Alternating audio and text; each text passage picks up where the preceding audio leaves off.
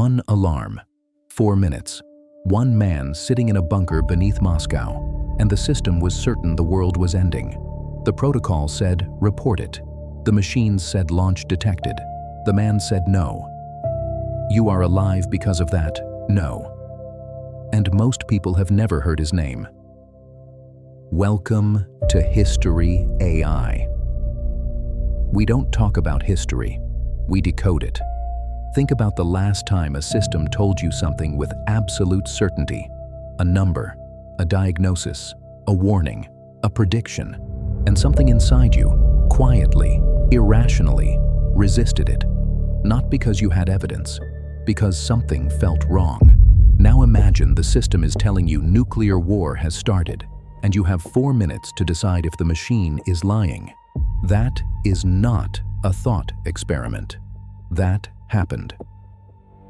September 26, 1983, a bunker outside Moscow, and one man became the distance between a false signal and the possible end of civilization.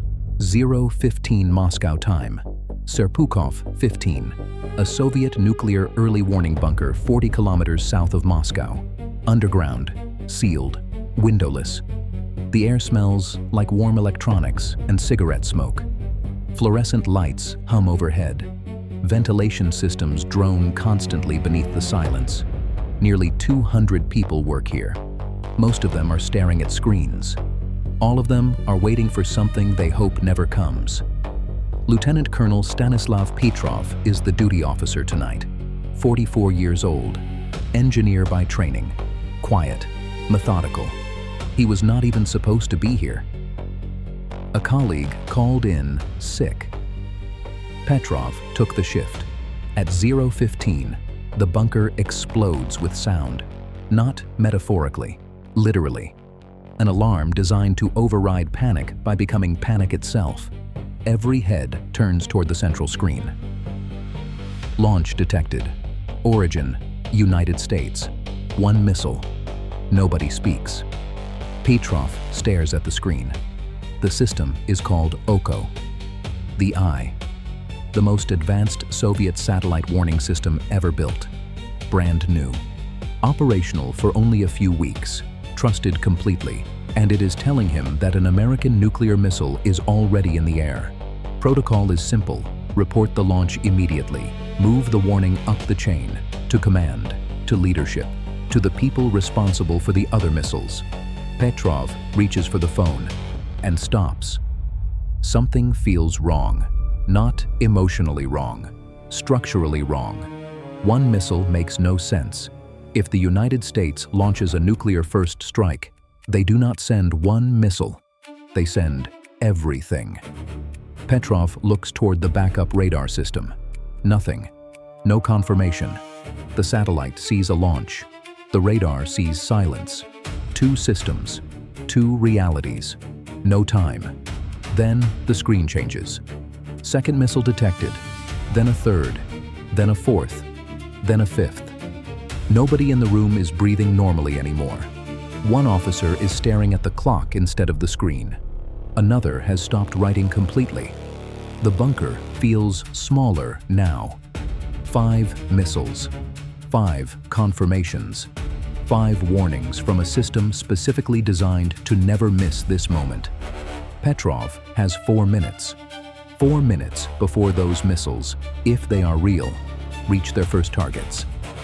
4 minutes before the Soviet response system begins moving automatically toward retaliation. He picks up the phone and says the words that may have saved the world. This is a false alarm. He has no proof, no confirmation, no certainty, just a feeling that the system is wrong, and a room full of machines screaming the opposite. What Petrov did not know that night was that the system had already warned them it might fail. The OKO satellite network had a documented flaw. Under specific atmospheric conditions, sunlight reflecting off high-altitude clouds could trigger false missile detections. The engineers knew. It existed inside technical reports, inside notes, inside unresolved discussions. The flaw had never been fully fixed, but the system was deployed anyway. Because political urgency moved faster than engineering caution. And on September 26, 1983, everything aligned in exactly the wrong way. The sun, the clouds, the satellite angle, the sensors. The system detected 5 missile launches. There were none. And the terrifying part is this. The system was not malfunctioning. It was operating exactly as designed. It saw a signal, matched the signal to a launch profile, triggered the alarm correctly. The system was right about the data. It was wrong about reality. 3 weeks earlier, the Soviet Union had shot down Korean Airlines Flight 007. 269 civilians dead. Cold War tensions were already near breaking point. American and Soviet forces were operating under extreme alert conditions. Ronald Reagan had recently called the Soviet Union the evil empire. Soviet leadership genuinely feared a surprise American first strike. If Petrov had reported those 5 missiles as real, the report would have been believed. And inside systems built to respond before confirmation arrives, belief moves faster than truth. The architecture of mutually assured destruction would have taken over from there. Not because people wanted nuclear war, because the system had been designed to remove hesitation from the process. This is the part that should disturb you most. The system worked perfectly. That is why it almost ended the world. The most dangerous systems are not always the ones that break. Sometimes they are the ones functioning exactly as intended, while reality changes outside their assumptions. When AI analyzes the Oko incident, it does not primarily see human drama. It sees architecture, signal detection, escalation pathways, decision chains. Satellite detects anomaly. Anomaly matches launch profile. Alarm triggers. Duty officer receives warning. Command receives report. Leadership authorizes response. Every node in that chain functioned correctly. Every node would likely have passed the warning forward. Except one, the human being sitting in the chair. Because humans are not nodes. AI can identify the flaw in the satellite system immediately. It can map the atmospheric conditions, the sensor limitations, the false positive probability, the unresolved engineering risk. But AI cannot fully model the 4 silent minutes Petrov spent deciding whether to trust the machine or himself. That moment does not exist cleanly inside data.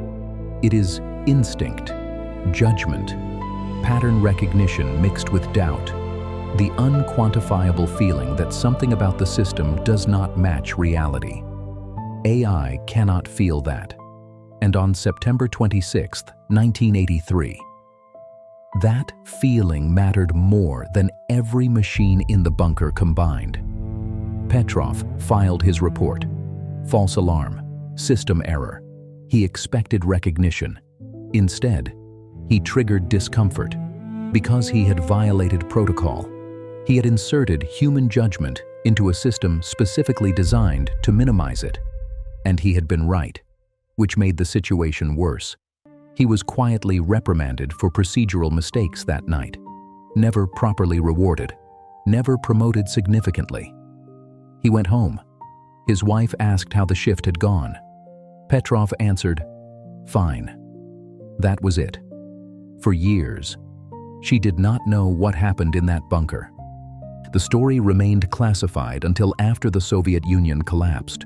When journalists finally interviewed Petrov in the 1990s, he was living quietly in a small apartment outside Moscow. His wife had died. His health was declining. His neighbors had no idea who he was.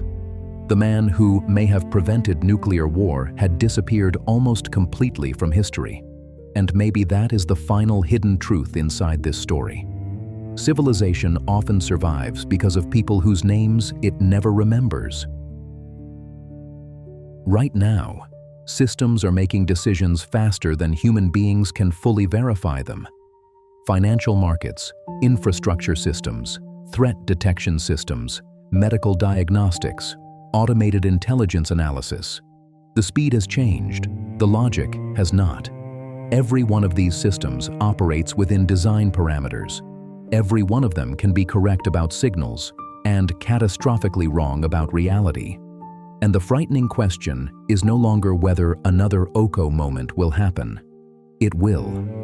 The real question is, will there still be a human being inside the system willing to hesitate? Willing to doubt? Willing to say no? Or have too many systems already removed the chair entirely?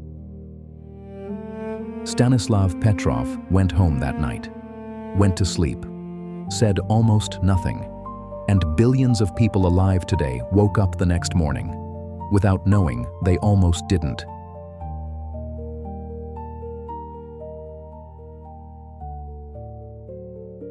In the next episode, while governments prepared for war, one man was fighting a different crisis. Almost nobody noticed. The answer he found changed the lives of hundreds of millions, and almost nobody knows his name.